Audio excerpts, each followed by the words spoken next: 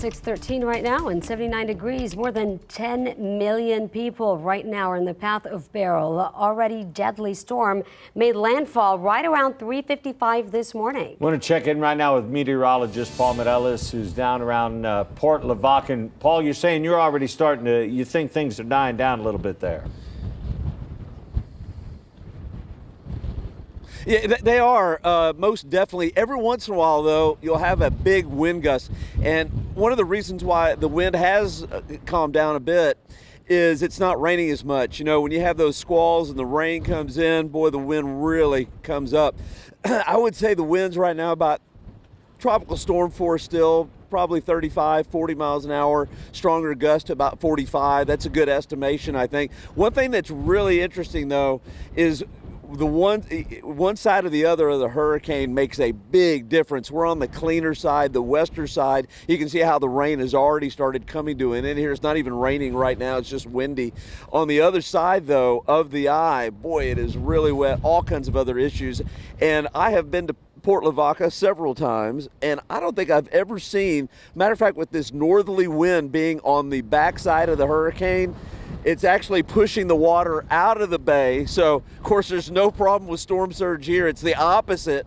I've never seen the rocks here at the bottom of this. So the bay is actually kind of emptying out a little bit and lowering.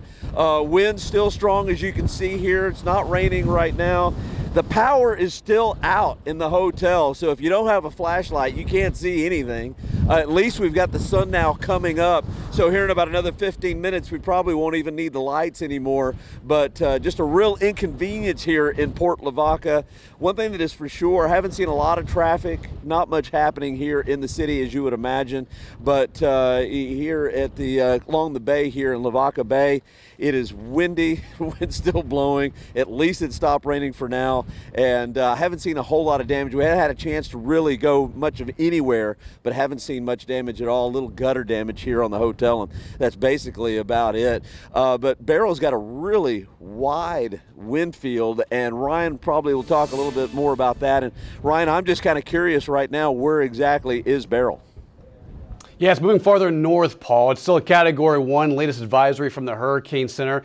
Places it with winds continuing at about 80 miles per hour. So that's a pretty good Category 1 hurricane over land, despite it making landfall. Typically, when it loses the water source, it starts to weaken, but since the proximity of the sensors over land and the Gulf of Mexico is to the east, it's still providing a lot of good rain that's funneling in, as a matter of fact, towards Houston. And take a look at radar. I mean, it stretches hundreds of miles.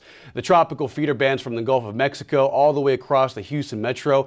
And keep in mind, these are training thunderstorms. They're showers and thunderstorms coming down in buckets nonstop after one another, and they just continue to pour rain in the same areas, which is why there is a flash flooding threat. Matter of fact, a flash flooding warning for Brazoria County, Matagorda County, for Fort Bend. Harris County is included in that as well. You'll see the last 3 hours just nonstop rain for that part of southeast Texas. Speaking of rain, look at the accumulation, rain estimates for parts of southeast Texas, Houston, Galveston. In these areas where these tropical feeder bands set up, they pour in about 7 to 8 inches of rain. They have been over the last 12 hours. Keep in mind, Beryl made landfall just before 4 a.m. this morning, and Houston still has another 4 to 6 hours to go of more tropical downpours. You saw it on radar. It's just going to continue in copious amounts of rain across southeast Texas.